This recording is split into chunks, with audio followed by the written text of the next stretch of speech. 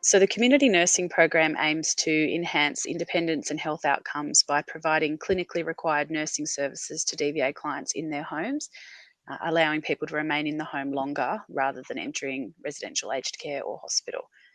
DVA has a panel of contracted community nursing providers who will assess care requirements and provide nursing services to eligible DVA clients. This includes clinical care such as wound care, medication, administration or assistance, as well as palliative care and clinically required personal care services. So I know Melanie was just talking about veterans home care, personal care that's available, and the distinction being if there's a clinical requirement for nursing, then you can receive personal care through the community nursing program. It's available for gold card holders who can they can receive services to meet any assessed nursing need, while white card holders can receive services that directly relate to their accepted conditions. The services are completely free of charge for DVA clients. There's no caps on services. It is intended to meet the clinical care needs. And while the average age for people accessing these services is around 85 years, the program can be accessed by any eligible white or gold card holder, regardless of age. To access community nursing services, a referral from your GP, treating doctor in a hospital, hospital discharge planner, or a specialist nurse practitioner is sent directly to a DVA community nursing provider. There's a list of providers on the DVA website.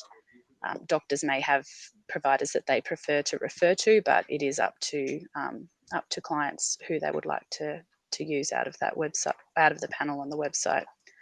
Regardless of what the referral says, the services must be based on the client's assessed clinical needs, as assessed by the community nursing provider's registered nurse who will be overseeing the care, and they must be provided in the client's home.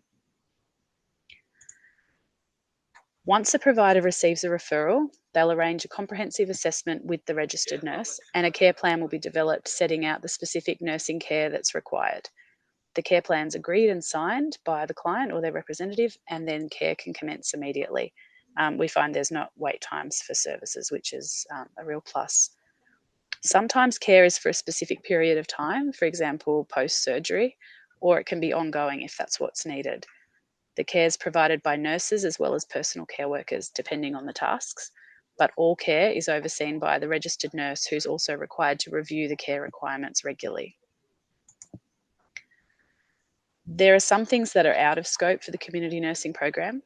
So the aim of the program is to maintain independence, and there'll be times when the most appropriate care environment should be considered, including whether that might be residential care. Respite and supervision are out of scope, including for overnight care. So while overnight care is available, and that can be a real asset for people who are hoping to remain independent in the home, there needs to be a clinical need for that care to take place. Instrumental activities of daily living are also out of scope. So that includes things like laundry, cleaning, social assistance, companionship, shopping, meal preparation, and driving to appointments. Obviously, those aren't nursing tasks. You can access services from other programs, so Veterans Home Care or My Aged Care services, as long as there's no duplication.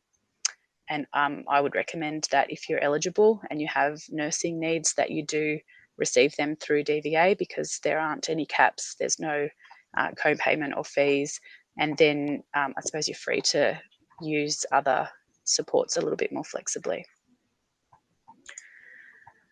You can find information about the community nursing program on the DVA website, including a guide for veterans, family members and carers.